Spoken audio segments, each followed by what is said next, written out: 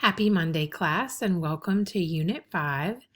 I can't believe we are officially halfway through the course now, and I'm really excited about our topic of study for this week. I know for many of you who read the introduction and my bio, you know that I spent the latter part of my career in the school system as a reading specialist and a literacy coach for my school system. So I'm really excited about our topic of active reading and information literacy this week. If you log on, and you can see on the screen that I'm logged on to our course and I've clicked on Unit 5, you'll see the introduction where it discusses the objectives and activities for this week.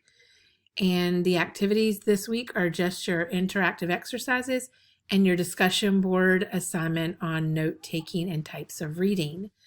So this week we're going to be talking about the strategy SQ3R, which is a reading strategy that stands for Survey, Question, Read, Recite, Review.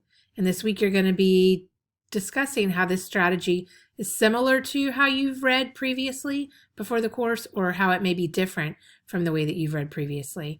We're also going to be talking about Covey's third habit this week, put things first, put first things first, which means that you recognize that your time and your energy and the resources that you have are limited each week.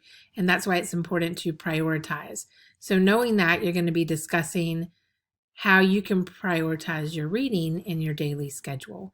And then you're going to be talking about the importance of improving your reading strategies now while you're in college, and also when you work in the field of child studies.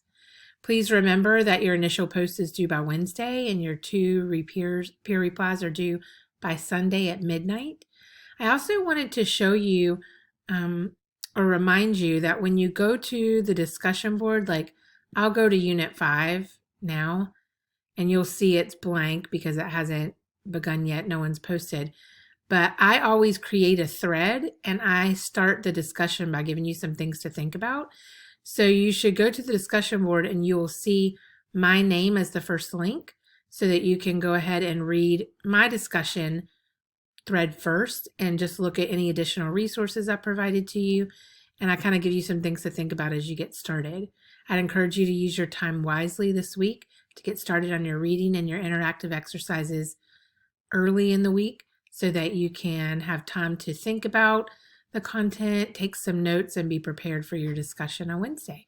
If you have any questions or concerns, please reach out to me and let's make it a fantastic week.